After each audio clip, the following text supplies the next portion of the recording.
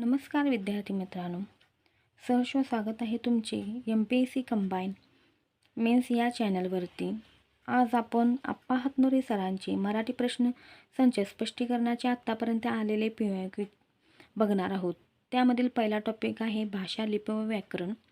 प्रश्न पहिला, व्याकरण हे भाषा शुद्ध करणाऱ्या प्रयोजनाला बांधलेले आदेशात्मक शास्त्र आहे असे मत कोणत्या व्याकरणकाराने प्रथम मांडले? त्याचे पर्याय आहेत दादोबा पांडुरंग तर्खडकर, विष्णू शास्त्री चिपळूणकर, रा बी गुंजीकर, मोरो केशव दामले। त्याचं उत्तर आहे दादोबा पांडुरंग तर्खडकर। त्याचं स्पष्टीकरण आहे, व्याकरण म्हणजे भाषेचे स्पष्टीकरण करणारे शास्त्र होय। पंतजलीच्या मते व्याकरणाला शब्दानुशासन म्हणाले। श्रीपाद भागवत भाषेचे व्यवहार ज्या नियमाने ठरवले जातात ते नियम स्पष्ट करणारे शास्त्र म्हणजे व्याकरण होय। व्याकरण वी अधिक आ अधिक कृ शब्दशास्त्र स्पष्टीकरण होय। भाषेच्या अंगभूत नियमाची व्यवस्था म्हणजे व्याकरण होय। प्रश्न क्रमांक दुसरा, एका भाषेतील मजकूर त्यांचा आशय दुसऱ्या भाषेत आणणे म्हणजे टिंबटिंब होय। पर्याय बातमी, वृत्तलेखन, चौकट, भाषांतर। त्याचं उत्तर आहे भाषांतर। स्पष्टीकरण, भाषांतर यावर अगदी सरळ सोपा दैनंदिन जीवनातील प्रश्न विचारण्यात आला आहे। प्रश्न क्रमांक 3, योग्य विधान ओळखा। त्याचे पर्याय आहेत अ, देवनागरी लिपीत प्रत्येक ध्वनीला स्वतंत्र चिन्ह आहे। ब, संस्कृत व प्राकृत भाषांची देवनागरी लिपी आहे। क, मराठी भाषेच्या लिपीला देवनागरी लिपी म्हणतात। ड, देवनागरी या लिपीत कोणतेही चिन्ह एकापेक्षा अधिक ध्वनी दाखवतात। त्याचं उत्तर आहे अ, ब, क बरोबर आहे। स्पष्टीकरण, देवनागरी लिपीतील काही चिन्ह एकापेक्षा अधिक ध्वनी दाखवतात। उदाहरण च, ज, झ म्हणून ड चुकीचा आहे। प्रश्न क्रमांक 4, मराठी भाषा लिपीस कोणत्या नावाने ओळखले जाते? त्याचे पर्याय आहे वर्णमाला लिपी, देवनागरी लिपी, बाळबोध लिपी, आदर्श लिपी। पर्यायी उत्तर आहे ब व क बरोबर। देवनागरी लिपी व बाळबोध लिपी हे बरोबर आहे। स्पष्टीकरण, देवनागरी लिपीलाच बाळबोध लिपी असेही म्हणतात। देवनागरी लिपी मराठी, संस्कृत, गुजराती, हिंदी, बंगाली व पाली भाषेची देवनागरी लिपी आहे। लिहिण्याची पद्धत ही डावीकडून उजवीकडे असे आहे। ही लिपी उभ्या, आडव्या, तिरप्या, गोलसर अशा रेषांनी बनलेली आहे। शब्द लिहून झाल्यावर शिरोरेषा देण्याची पद्धत आहे। आदर्श लिपी, ज्या लिपीत प्रत्येक ध्वनी स्वतंत्र चिन्हाने म्हणजेच वर्णाने दाखवला जातो व कोणत्याही वर्णाला एकापेक्षा जास्त ध्वनी नसतात, ती आदर्श लिपी होय। देवनागरी लिपी पुष्कळशी आदर्श लिपी आहे। लिपीचा शोध लागल्यामुळे लेखन करणे शक्य झाले आहे। देवनागरी लिपी लिहिण्याची बरोबर पद्धत ओळखा। त्याचे पर्याय आहे देवनागरी लिपी उजवीकडून डावीकडे लिहिली जाते। देवनागरी लिपी अक्षरे मोडून लिहिली जाते। देवनागरी लिपी डावीकडून उजवीकडे लिहिली जाते। देवनागरी लिपी एकाखाली एक अशी लिहिली जात नाही। स्पष्टीकरण आहे, देवनागरी लिपी बाळबोध लिपी। देवनागरी लिपी लिहिण्याची पद्धत डावीकडून उजवीकडे आहे। ब्राह्मी लिपी या उलट उर्दूप्रमाणे असते। ही लिपी उभ्या, आडव्या, तिरप्या, गोलसर अशा रेषांनी बनलेली आहे। लिहिणाऱ्याच्या डावीकडून उजवीकडे तिचे लिखाण होते। शब्द लिहून झाल्यावर त्यावर शिरोरेषा देण्याची पद्धत आहे। प्रश्न क्रमांक 6, भाषाविषयक कौशल्याच्या साधारणपणे किती पायऱ्या आहेत? त्याचे पर्याय आहेत 5, 3, 4, 2। त्याचं उत्तर आहे 5। स्पष्टीकरण, भाषाविषयक कौशल्याच्या पायऱ्या 5 आहेत। श्रवण, संभाषण, भाषण, वाचन, लेखन। प्रश्न क्रमांक 7, मराठी भाषा गौरव दिन कधी असतो? त्याचे पर्याय आहेत 1 मे, 15 ऑगस्ट, 27 फेब्रुवारी, 1 जानेवारी। त्याचं उत्तर आहे 27 फेब्रुवारी। स्पष्टीकरण, 27 फेब्रुवारी वि. वा. शिरवाडकर, कुसुमाग्रज यांचा जन्मदिवस जागतिक मराठी भाषा दिन, मराठी भाषा गौरव दिन म्हणून साजरा केला जातो। प्रश्न क्रमांक 8, विचार, भावना, अनुभव व कल्पना व्यक्त करण्याचे साधन म्हणजे टिंबटिंब होय। पर्याय आहेत हातवारे, भाषा, लिपी व संवाद। त्याचं उत्तर आहे भाषा। स्पष्टीकरण, भाषा म्हणजे विचार, भावना, अनुभव व कल्पना व्यक्त करण्याचे साधन असते। भाषा हा शब्द भाष्य या संस्कृत धातूपासून आला आहे। त्याचा अर्थ बोलणे, बोलण्याचा व्यवहार करणे होय. भाषा ही केवळ संवादाचे साधन नसून साहित्यात ती आत्मविष्काराचे एक माध्यम आहे. भाषा मुख्यतः दोन प्रकारची आहे. एक स्वाभाविक नैसर्गिक बोलण्याची व हावभावाची भाषा, कृत्रिम सांकेतिक लिखित भाषेला. मराठी भाषेचा विकास संस्कृत प्राकृत भाषेतून झाला आहे.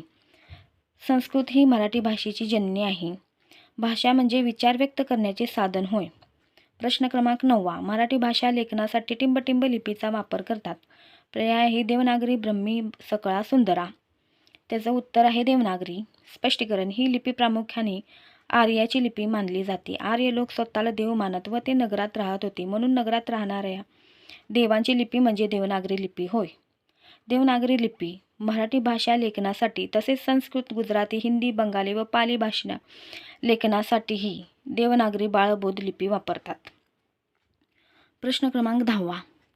ठराविक क्रमाने आलेल्या अक्षराच्या समूहातून एक विशिष्ट अर्थ व्यक्त होतो त्याला टिंबटिंब असे म्हणतात. पर्याय आहेत वर्ण, स्वर, शब्द, वाक्य. त्याचं उत्तर आहे शब्द. स्पष्टीकरण वर्ण ध्वनिरूपे आपल्या तोंडावाटे निघणाऱ्या मूळ ध्वनींना आपण वर्णे असे म्हणतो. वर्ण बरोबर स्वन. अक्षर अक्षर म्हणजे नाश न पावणारे. अक्षरे आपल्या ध्वनीच्या आवाजाच्या खुणा आहेत, म्हणून त्यांना ध्वनिचिन्हे म्हणतात. सर्व स्वर व स्वरयुक्त व्यंजने यांना अक्षर म्हणतात. शब्द ठराविक क्रमाने आलेल्या अक्षरांच्या वर्णाच्या नव्हे समूहाला काही अर्थ प्राप्त झाला तर त्याला शब्द असे म्हणतात. वाक्य म्हणजे पूर्ण अर्थाचे बोलणे होय. कोणताही विचार पूर्ण अर्थाचा असला की त्याला वाक्य म्हणतात. चुकी बरोबर सांगा. प्राचीन काळी भारतात ब्राह्मी व खरुष्टी या दोन लिप्या प्रचारत होत्या.